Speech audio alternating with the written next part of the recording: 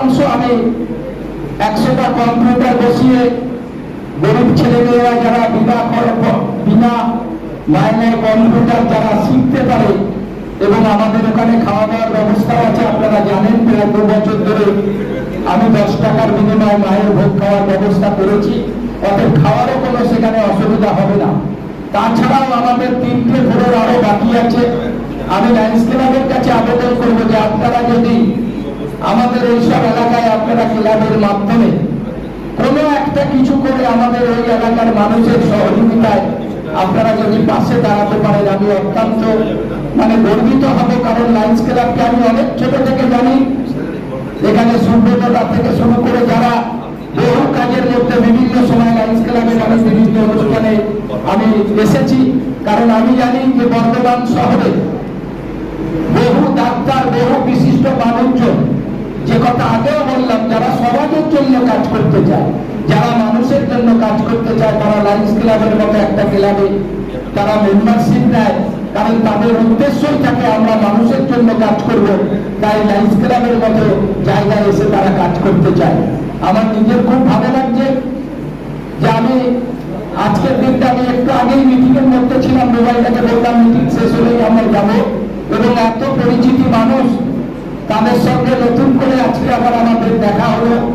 আমি সবাইকে বলবো, যেভাবে মানুষের জন্য আপনারা কাজ করে যাচ্ছেন, সেইভাবে আমাদের সবাইকেই কাজ করতে হবে। কারণ আমরা পৃথিবীতে মানুষ হয়ে জন্মগ্রহণ করেছি, আমরা কেউ সারা জীবন বেঁচে থাকবো না। একটা সময় আমাদের সবাইকেই চলে যেতে হবে।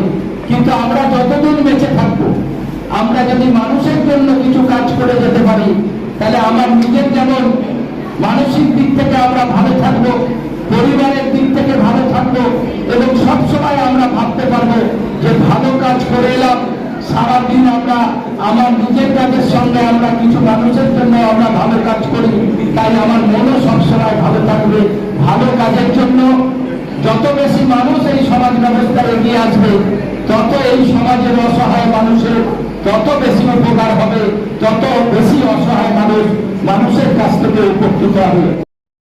কিভাবে চলাবেন, কি করে? আমার টোটাল বোর্ড মেম্বার বা আমার ভাইস আছে, ভাইসদের নিয়ে বা আমার যারা সেক্রেটারি, সবাইকে আমি একসাথে সঙ্গে নিয়ে সুন্দরভাবে যেভাবে আমাদের সাথে পরিষেবা দিয়ে এসেছে, সেইভাবে আমরাও পরিষেবা দিয়ে যাবো সাধারণ মানুষের। কোন কোন বিষয়গুলোকে আপনি গুরুত্ব দিয়ে দেখবেন?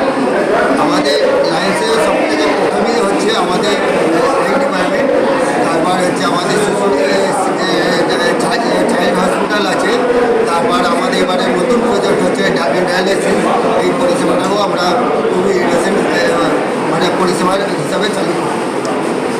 এত বছর কি কি কাজ হয়েছে, কি কি কাজ আটকে রয়েছে? মোটামুটি আমাদের সব কিছুই সুষ্ঠুভাবেই চলছে। সাধারণ মানুষকে যেভাবে সেবা দিয়ে এসেছে, ভবিষ্যতেও আমরা সেইভাবে পরিষেবা দিয়ে যাব। যেসব কাজগুলো পেন্ডিং আছে সেগুলো কীভাবে দেখবেন? আমাদের পেন্ডিং সেরকম কিছু নাই। আমাদের লাস্ট এখনো পর্যন্ত একটা ডায়ালিসিস প্রজেক্টটাই ছিল, এটাকে আমরা খুব শীঘ্র এমনি উদ্বোধন হয়ে গেছে, কিন্তু জনসাধারণের জন্য খুব রিসেন্ট আমরা চালু করবো। আজকে কারা কারা উপস্থিত ছিলেন? আজকে আমাদের ছিল ইনস্টলেশন অফিসার ছিলেন আমাদের জয়ন্তীজি, আমাদের মাননীয় বিধায়ক প্রবল দাস ছিলেন, আর আমাদের সবাই ছিল। আগামী দিনে সাধারণ মানুষের জন্য কি নতুন কোনো চিন্তা ভাবনা আছে? চিন্তা ভাবনা আমাদের ডায়ালিসিসটা এখনো চালু করতে পারিনি, এটাই হচ্ছে আমাদের এখনো সাধারণ মানুষের উপর পুরো পরিষেবা হিসাবে চালু করতে। প্রাক্তন প্রেসিডেন্ট বা সেক্রেটারি কারা ছিলেন এবং এখন কারা কারা হলো?